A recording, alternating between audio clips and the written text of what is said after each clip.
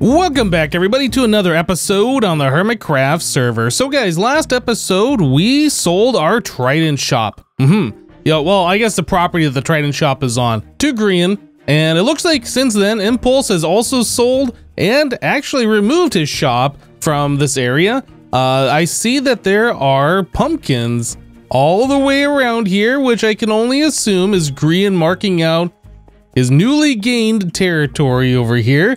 So I am like super excited to see this barge, how big this thing is gonna get. It's already massive, but if he's planning on expanding it out this way, what is that, almost gonna be double the size? Oh my goodness. But yeah, we need to go ahead and get our shop out of the way here, collect our diamonds that he left for us in the chest.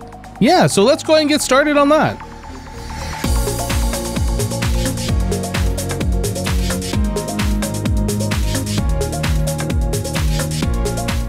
And like that, the shop is gone. Feels a little sad now that it's no longer there, but Grian did buy the land. We agreed to it fair and square, so we'll be finding a new home for our shop, and I think I know exactly where I'm gonna place it. But the thing is, before I can place it, I'm pretty sure we are still required to pay for the land that we place our shops on, right? So I need another diamond block, since I am moving my land to somewhere else, and we're claiming territory that hasn't been bought yet in the shopping district. So I will go ahead and place a diamond block here. How about right there? Okay, so we are paid up, all fair and square, and I was trying to figure out where the shop was gonna go. I flew all over the shopping district. I looked out on the ocean. I was deciding this place or that place, not there. But honestly, I kind of feel like I want to put it closer to our diamond store over on the other side of the shopping district. Yeah, and honestly, I would like to place it here in this lake, but I don't think I can. Anywhere in this lake that I place it is gonna be, I don't know, it's gonna either be like out in the middle of the water over here, which is kind of in the middle of this marked out area. I was thinking we could kind of fit it in right here, but if I try and put it right here, it's gonna be like butting up against Cleo's shop. Yeah, so pretty much the best place that I could find. Yeah, I was also gonna try and like squeeze it in underneath the billboard here, but it just won't fit. There's just not enough room here. The best place I can find is right here. Now, this isn't in water. The shop doesn't necessarily have to be in water, but yeah, between my diamond store and the glass shop here, I think this area hasn't been claimed by anybody. Yeah, all right, so I think that's what we're gonna do. We're gonna rebuild our trident shop right here.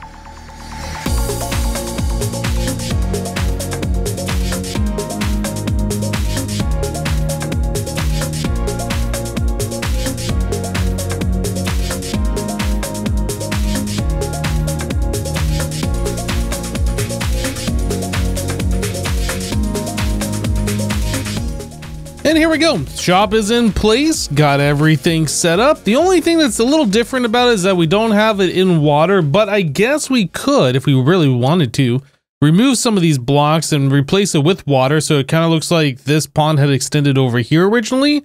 I mean, we could do that, I'm not actually sure, but I did trim back the land around the shop, so before we kind of had like a hollow, not really filled in landscaping job right here. So yeah, I went ahead and I terraformed that around, and I was kind of thinking that this road back here would be like a, what do you call it, a retaining wall. I didn't really want to go straight down with this, but yeah, we might end up pushing this all the way back and like turning this road into like not only a road but a retaining wall. I don't know. That was kind of the idea with that. Since it was kind of difficult to take the previous opening from the back of the shop and try and connect it up to this road, I just went ahead and I walled it off. Yeah, so now we just have one way into the shop, one way out of the shop. So we just have the front entrance here, we have a back wall, but everything else should be set up exactly the same inside the shop. So overall, I'd say I'm pretty happy with it. I would have liked it to be over here in the water, but I'm not gonna move it again. So like I said, we could put a lake around it, make it in water once again, or we can just leave it like this. So now we own a nice small little section of the shopping district. We have our trident shop, we have our diamond store over here. Both these shops aren't doing really well, but we do own the land that they sit on, right? So eventually, maybe later on down the road, we can redo our shopping district shops. tear them both down, rebuild into something bigger, right? I saw Stress Monster's shop is over here. Maybe it doesn't look like she's restocked it recently. Maybe she's not interested in keeping this shop up, right? So if we were to maybe purchase that shop from her and we could take over this entire area here, we would have a lot more land. I think BOO was also selling this shop back here. I'm not actually sure what that is. I think he was having an open house and wanting to sell that. And if so, like maybe we could continue extending back further. Although isn't Boomers, yeah, I think Boomers is directly behind the diamond store. So we wouldn't be able to do like a big square. So I don't know, just kind of thoughts that I had in my head. I really do need to make myself one of those automatic concrete maker exploder machines. Yeah, this isn't a lot of fun. Somehow watching me do this in third person is even less fun. Doing it in this view though, my head sometimes gets bigger than what it should be. Seems a little weird. So switching gears a little bit, the concrete that I was just making, yeah, we're gonna be using that over in this general area. So we have our aquarium over here and we have our couple of fish tanks over here. We still have one more building that I wanted to place on our boardwalk area before I can kind of call this section done. We might come back through here and do like some landscaping or something a little bit later. I'm not actually sure how much more work we're going to do on here for the time being, but for the immediate future, yeah, I think we're going to add another building over in this area, and then we'll probably add another one of our planters over here. Okay, so yeah, we'll have another building here, and I think I'm just going to go ahead and jump right into building it.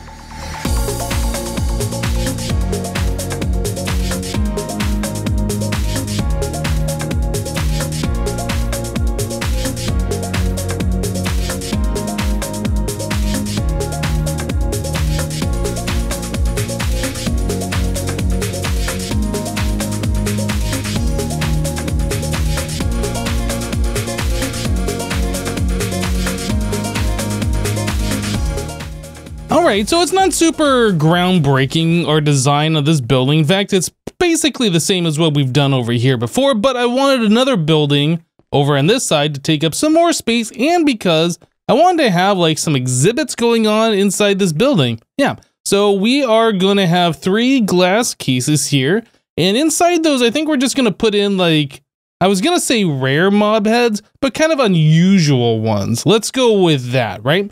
So I brought some things with me here. So we have an Elder Guardian's head, even though we don't have like an Elder Guardian or regular Guardian represented in this area. I feel like that's probably a head that we can use here. A Dolphin's head isn't one that you see too often, so that could be something we put on display. And then we have the option of doing like a squid head or a pufferfish head. I'm not really sure which one of those we're going to do for our third display case. But yeah, I feel like those are going to be pretty cool. We have some lecterns here where we can place a book in to give some information about whatever it is that we have on display. And I think that'll just add a little bit more to this. And then also, I went and I made a bunch of armor stands. I didn't realize armor stands only stacked to 16. I went to go make a stack of these things because I want to put some armor stands around here, try and liven this place up and not make it so barren so it looks like things are happening, right?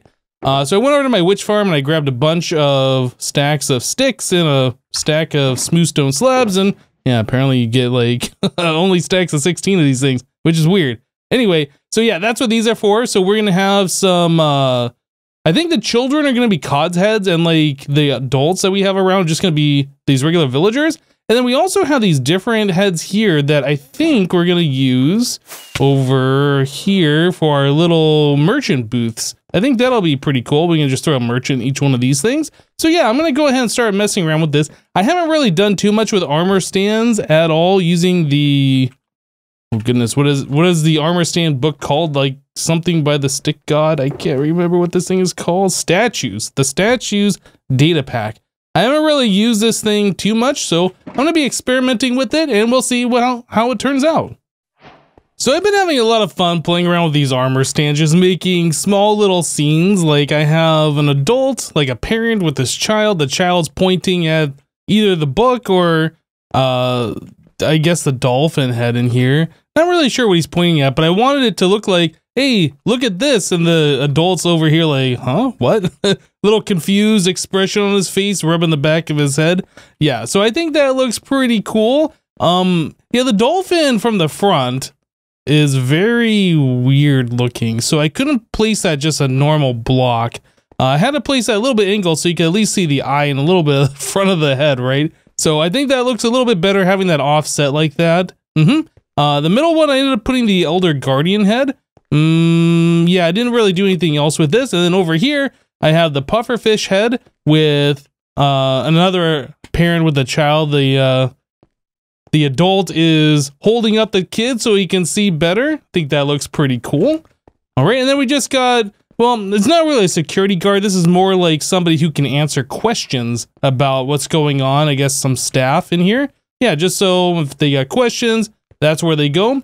Over here in this little circular area here, I guess where you could eat food or just hang out, I just put a few more armor stands over here. People just kind of lounging around. I still need to put some clothing on these armor stands. That's the one thing I haven't done yet. I did bring some leather so I can make some leather armor. I just haven't gotten around to that point. And then over here at our booths, yeah, I put in some merchants. So we got a librarian guy here just selling whatever, just hanging out. We got a couple of these cleric guys just doing their thing. This one's pointing at something, like probably like, hey, you want to buy something? I thought that was kind of fun. Yeah, this guy's just got a different pose here. This one has brought their kid to work day, I guess. Yeah, I was trying something a little bit different. We had a lot more room to work on this angled booth. So I figured we'll put 2 armor stands in there, have a kid in there, and maybe just do like a bring your kid to work day kind of a thing. And then this guy, yep, this guy over here, just doing, I guess, wiping sweat off his brow. He's sold so many things today, he's working his butt off. So yeah, having fun with these armor stands. This is definitely something different, something that I haven't done before. And yeah, having a little bit of fun with it. Alright guys, so you'll notice inside that new building that we made with the exhibits that I did use some light blue wool along the inside of it. Whoops, I didn't make it in here. Yeah, so the sheep farm's already come in handy. I want to go ahead and replace all the wool on the interior of our other buildings with this light blue stuff. So you can see we have a decent amount of this light blue wool. I did spend a little bit of time AFK. So if we come around to the back and we take a look at these shears, you can see, yeah, we got some durability off on them. And I don't know how long I spent, maybe 6 hours AFK, something like that. So we should have a decent amount of all of our different colors of wool now, which is pretty good. Yeah, so this farm already very useful. But yeah, like I said, I want to go ahead and replace the wool that's covering up the sea lanterns on our other buildings with this light blue stuff, just so we're not using white everywhere. I'd rather have more colors. Yeah, I got the armor on our different guys around here. I went around, just gave them some leather armor. I guess we could have dyed it and made it look a little bit more different, but anyway, at least they aren't just naked stick figures, right? So yeah, anyway, so I'm going to come in here, replace this wool with the light blue stuff. We got some upstairs. I think there was some in here as well. Yeah, so we got carpet in here that needs to be replaced. So I'm going to go ahead and get to that and then we'll be back. Yeah, I think that light blue definitely looks a lot better than having the white wool around the edges. Just a small little simple change, but now that we have our sheep farm up and running, it's something that I can do, which is essentially free, right? And then in here as well, we have the change made also. Yep, I like that. All right, very good. So I think we're about done with this project for now. But yeah, speaking about our sheep farm, our wool farm over here, I had made a comment after I built this thing that, yeah, it looks all kind of samey and blah, and there's not a lot of color difference here. It was suggested that we should use some red sandstone. So after playing around with this build for a little bit in a creative environment, I think we're going to replace the inside of the circle, the middle blocks here, the chiseled sandstone with chiseled red sandstone. I think that's going to look pretty cool. And then we can also replace the this outer border, these corners, with red sandstone as well. I think that is also going to look pretty cool. So like the walls are 3 blocks thick, so like the middle block will all be red sandstone, except for around the doorway here. So in order to get red sandstone, we need to get red sand or find a village that generates, apparently, in a desert that has red sandstone. But basically, we have to get red sand. So our next goal is to go collect a whole bunch of red sand. All right, guys, so here we are on the nether ceiling. My gold farm is about 800 or 900 blocks in this general direction, right? So if my calculations are correct, this portal should lead us to a Badlands biome.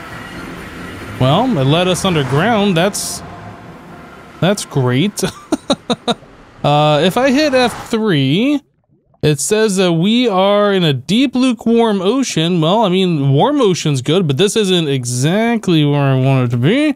All right, well, I guess I need to get myself out of here, get up to the surface and see where we are for sure. I think I'm gonna go ahead and break this portal though, because I definitely don't want it spawning us underground when we come back here in the future. Well, below me is where I just staircased up, and there's a Badlands, so hashtag close enough. That was actually kind of unexpected to see here. Reached the world border. Can't go further than that. Yeah, so this does look like it's uninhabited. Looks like this is all fresh terrain. There's a lot of dead bushes around here. I might collect those so we can keep our shop stocked with these. Although I'm not really sure in how much demand the dead bushes are. There is a lot of them here. Oh my goodness, it's gonna take forever to collect them. But yeah, if we want any of the terracotta, we want any of the red sand, there is so much stuff available here. This is great. And this is a pretty big Badlands too, which is awesome. Yeah, so I think I'm gonna spend some time here and collect like a shulker, maybe a couple of shulkers full of red sand so I don't have to come out here frequently. Although, again, I don't know how frequently we're gonna need the red sand. Recently on a live stream, I did do a bit of netherite farming. Yeah, we went and we basically took all of the gunpowder that I have collected throughout the season, leaving a few stacks so I can still make rockets. But yeah, we used basically all of the sand that I've collected throughout the season, and we turned it into TNT. And with that TNT, we went ahead, and we upgraded, or we found a whole bunch of ancient debris, turned into netherite, and we upgraded all of our silky smooth pickaxes that we made a long time ago with that 2,000 diamond challenge that we did. So yeah, I have plenty of backup tools now, and then I decided that I should make some shovels. So I made a whole bunch of Silk Touch Efficiency 5 Mending Unbreaking netherite shovels to match up with our silky smooth tools, right? So we got lots of digging power to go. Don't have to worry about running out of the one shovel and then having to leave or whatever. Yeah, we can do a whole bunch of digging, which is great. So I'm gonna go ahead and get on it. I'm gonna mine up a bunch of shulker boxes full of this sand.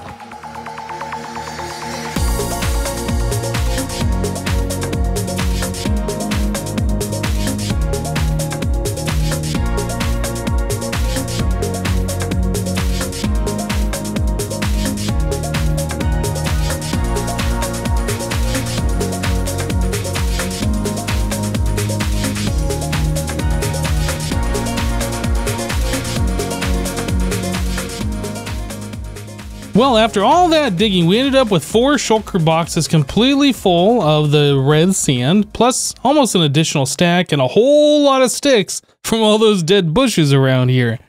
Now, I was thinking before I head back, I did see that there were some mine shafts in this area. I think in the mine shafts and the mine carts, you can find notch apples. Yeah. And I believe this is all completely unexplored, like no other hermit has been here before, right? So I kind of want to see if there's any easily accessible minecart chests that maybe have some valuables in it. Well, so far I've seen a whole lot of nothing. I think there was another tunnel I saw down here, wasn't there? Yeah, there's another tunnel here with some track on it. But I'm not seeing any minecarts. Well, I'm gonna go ahead and just kind of poke around a little bit, see if I can find anything interesting, and we're gonna move on. So far, this is the only minecart that I found. Not a lot of like really great stuff. I guess I'll take those torches, a little bit of lapis, some diamonds, and an efficiency 3 book. Just go ahead and break that.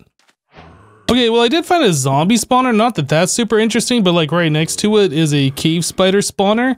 And then down here, I saw there was another minecart chest. So let's see what's in this one. Just some gold and a name tag. I guess I'll take the name tag and the gold. Yeah, and maybe fill up my torches a bit more. Well, everyone knows the chiseled sandstone has a creeper face on it, right?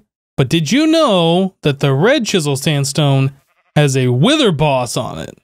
I didn't know that, but that's pretty cool. Anyway, so we got like 3 stacks of red chiseled sandstone on me. I got a couple boxes here and a stone cutter to make more. I'm going to go ahead and replace these little sections here with the sandstone. Let me go ahead and just chop out a little bit here so we can kind of get an idea what this is going to look like. So do that and those right there. Oh man, that's like such a startling difference. I think that looks so much better than with the creeper face chiseled sandstone there. So yeah, I'm going to go ahead and repeat that. All of these little cutouts are going to have the same orange. And then also, like I said, I want to take the cut sandstone here and turn it into the red cut sandstone. So let me go ahead and do that and we'll be back. Yeah, I think that is looking much better, much better. We definitely got a nice contrast there. It's not all the same blah color. I definitely think that adds a lot more to this. We just need to make it so it's not so floaty. Well, we ended up having kind of an all-over episode, all over the place, right? We did our shop, we moved that, we ended up adding more buildings over to our boardwalk area, we played with the armor stands using the statues book, then we mined a whole bunch of red sand, turned it into sandstone, and then fixed our sheep farm, or at least changed it a little bit so it looks that much better. Anyway, that's it for this episode of HermitCraft. Thank you guys for watching. Remember, leave a like on the episode if you liked it, and we'll see you next time. Bye-bye.